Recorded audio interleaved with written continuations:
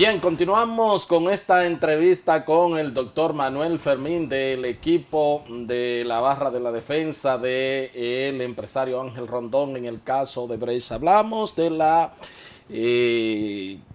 quedaste en demostrar por qué es inconstitucional Claro, ya la modificación que se le hizo claro, en el claro. 2015. Mira, Héctor, eso es muy importante que sobre todo que en los círculos académicos esto se discuta a profundidad porque es un tema muy delicado. En el 2015, producto de esos, vamos a decir, sinsabores que la delincuencia ordinaria va generando, ahora con todas estas cámaras y todo, se ve todo, ¿no? Los celulares, es muy fácil ver la delincuencia, ya Sí, no sí, como sí, antes que se claro. oía, ¿no? Ahora se ve. Eso generó, ¿no?, el clamor, vamos a decir, de endurecer lo que es el tratamiento procesal del delincuente.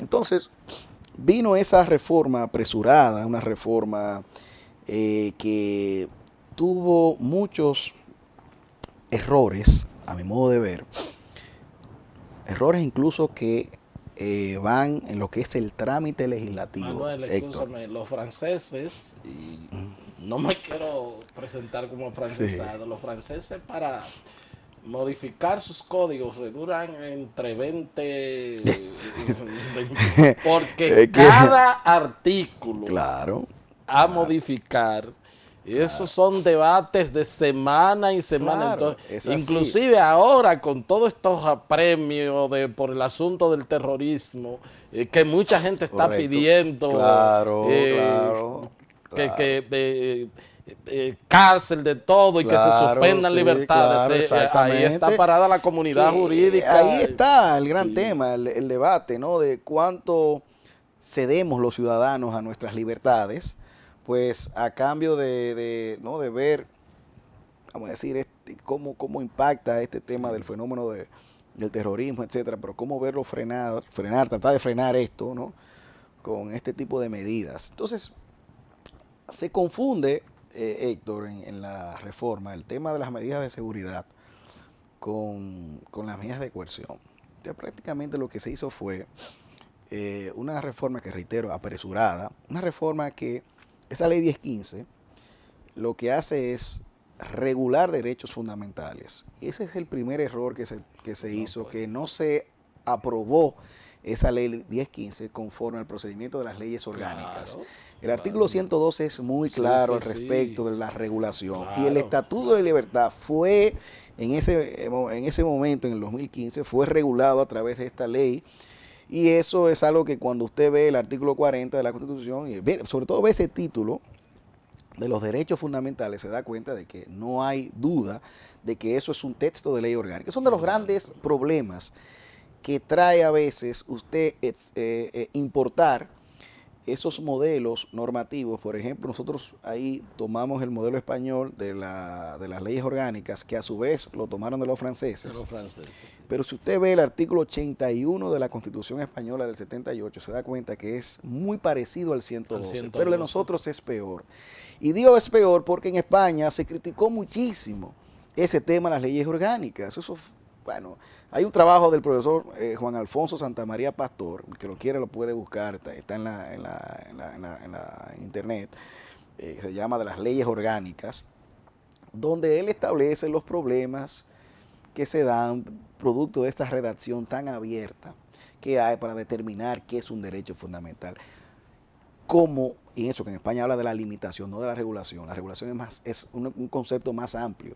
Pero ahí hay mil cosas que sacar. Pero en el caso dominicano, nosotros le agregamos al final una coletilla que dice y otras materias de igual naturaleza. Eso es así. Entonces es una cláusula expansiva que es muy difícil de usted, vamos a decir, de tener esa expansión Lo en la mismo que el interpretación. 74 para la interpretación, Correcto, que te dice, exactamente. esto no se limita aquí solamente en la Claro, claro. constitución de aquí. O sea, Entonces, ¿qué sucede? Ahí ese es un primer aspecto que tiene esa ley que notoriamente la hace inconstitucional. Pero lo más importante es la desnaturalización de las medidas de coerción y sobre todo de su carácter instrumental, que sirven para el proceso como tal. Entonces, aquí se han convertido básicamente en penas anticipadas, que es el grave peligro y que una sociedad que se da el lujo de organizarse bajo la sombrilla de un estado constitucional, pues no puede darse esos,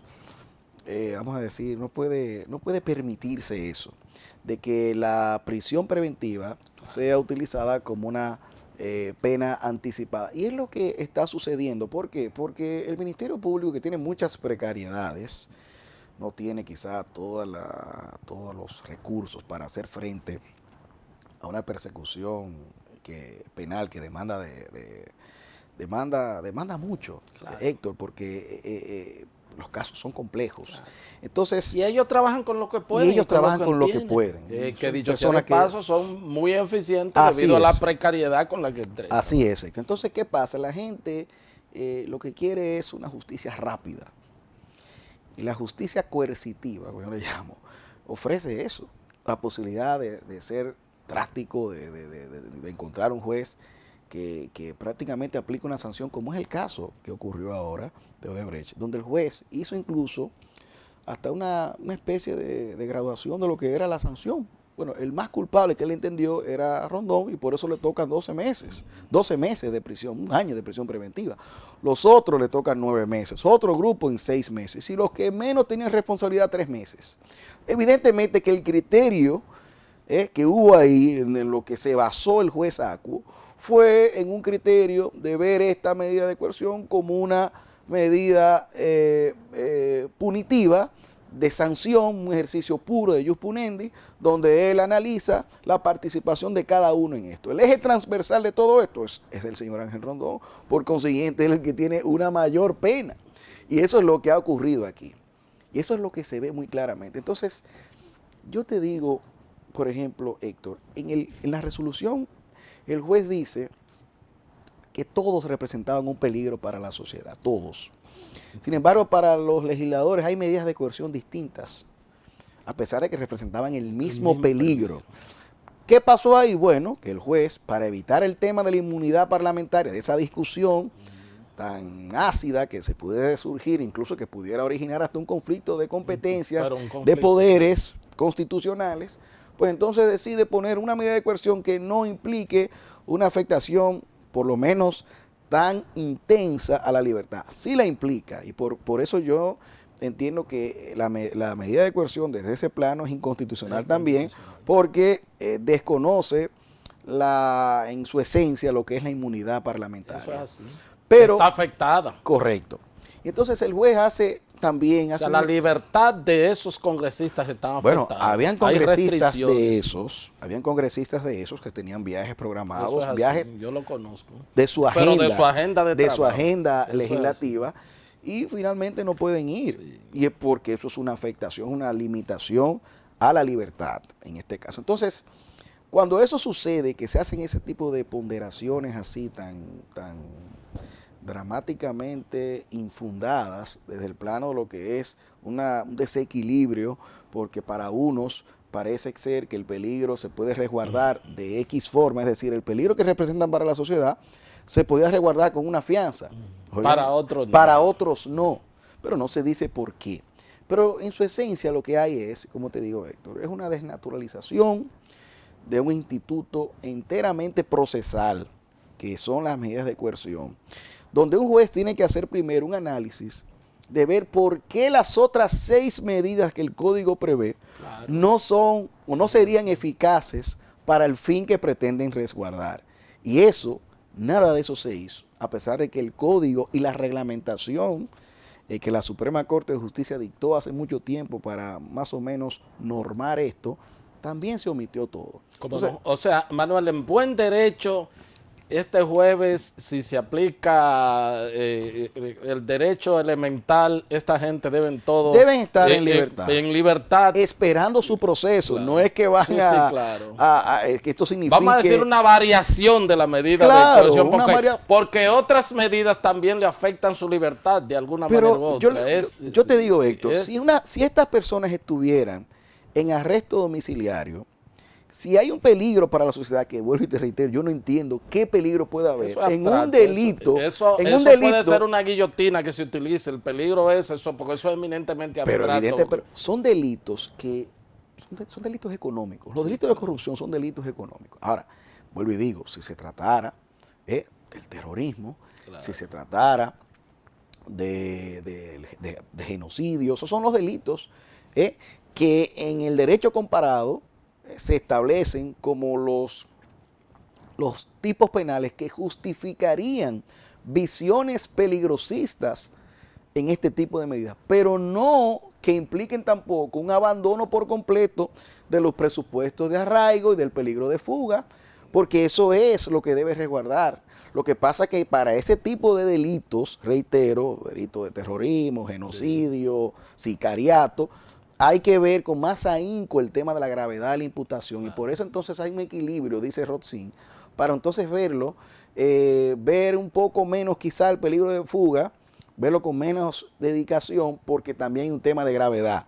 Pero en la gravedad, Héctor, hay que ver también la seriedad de la imputación, la probabilidad de una condena en base a lo que hay, las pruebas que están ahí. Este es un caso, señores, es bueno que la gente lo sepa, cuando esto se discuta a plenitud, aquí van a haber muchas sorpresas, porque lo que se ha montado aquí es un expediente donde unas personas dicen, bueno, yo pienso que Héctor pudo haber recibido dinero indebido. Yo creo. Me parece, yo creo. Con eso no se va a ningún lado. Porque solamente yo te diría, Héctor, pero esa máxima que todos conocemos de que la duda favorece al reo, o no son declaraciones estas dudosas. Son dudosas porque no hay una certeza. Entonces eso es lo que hay que ver, la población tiene que ver eso.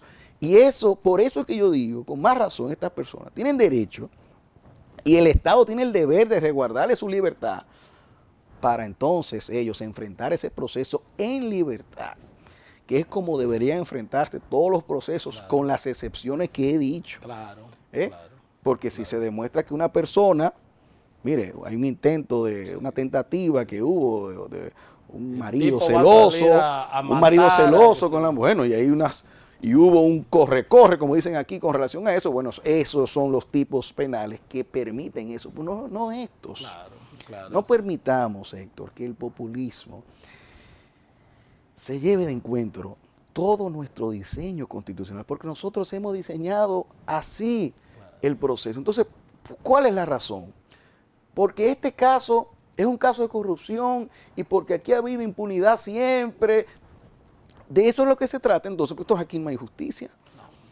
No. La justicia entonces estará en aquellos, bueno, en colores.